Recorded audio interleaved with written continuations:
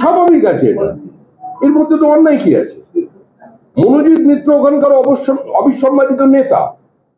মনোজিৎ মিত্রের উপরে দলের আশীর্বাদ, মিশ্র দলের আশীর্বাদ আছে।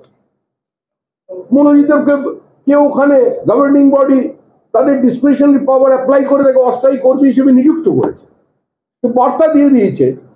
তো সেখানের যিনি আধিকারিক আছেন তিনি তো বলবেই ওর সঙ্গে যোগাযোগ করবে, এটা তো স্বাভাবিক আছে, এটাই তো হচ্ছে।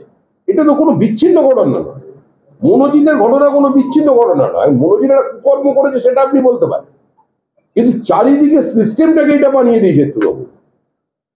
বিভিন্ন জায়গায় হসপিটাল গুলোকে বাইরে থেকে পরিচালনা করা হচ্ছে রোগী কল্যাণ সমিতির নাম দিয়ে।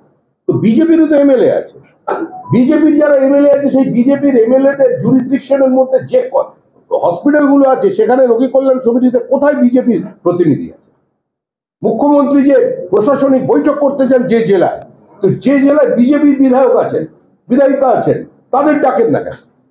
সুতরাং এটা কোনো সরকারি নয়, এটা কোনো রাজনৈতিক দলের আচরণ নয়। তৃণমূল কংগ্রেস গত 14 বছরে অক্লান্ত পরিশ্রম করে পশ্চিমবঙ্গ রাজ্য সরকার তৈরি করতে পারেনি। তারা যেটা পেরেছে সেটা হচ্ছে তৃণমূল সরকার।